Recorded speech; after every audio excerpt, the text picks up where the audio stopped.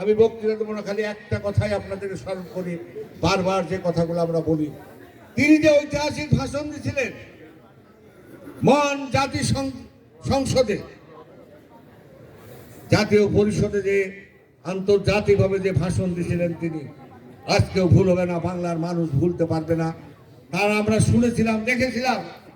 সমস্ত রাষ্ট্রনায়ক বিদেশিরা সেদিন অবাক হয়ে বেগম খালেদা জিয়ার কথা শুনেছিলেন। তারা বলেছিলেন একটা ছোট রাষ্ট্র সে এত বড় কথা কি করে বলে। তিনি বলেছিলেন যে ভারতকে পানির হিস্সা দিতে হবে, এটা অধিকার। এই অধিকার যদি না করে তাহলে অবশ্যই ভারতের বিরুদ্ধে আইনগত ব্যবস্থা নিব আন্তর্জাতিক আদালতে। যে কথাটা রাষ্ট্রনায়ক হিসাবে বাংলাদেশের অনেক রাষ্ট্রনায়ক ছিল, তারা জীবনে কোনোদিন এই কথা বলেনি। আজকে বারবার মনে হচ্ছে যে খালেদা জিয়া যদি আজকে জীবিত থাকতো বাংলাদেশের অনেক সমস্যার সমাধান করা সম্ভব হতো, কিন্তু আজকে উনি আমাদের মাঝে নাই। আমরা সবাই জানি যে বেগম খালেদা জিয়া এই দেশের মানুষের জন্য কি কি কাজ করেছে, অস্বীকার করার কারো বুদ্ধি নাই।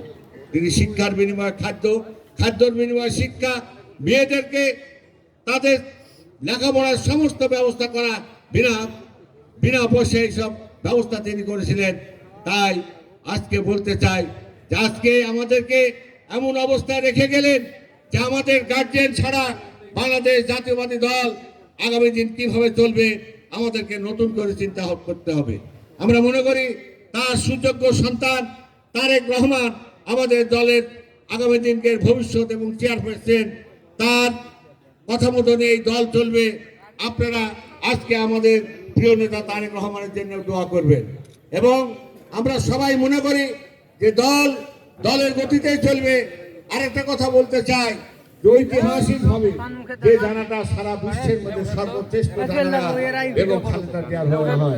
এর আগে আমরা দেখেছি ইরানের খুমেনির জানাজা 80-90 বা 1 কোটি লোক হয়, আমাদের জানাজা 1 কোটি 1.5 কোটি মানুষ। অতএব বাংলাদেশ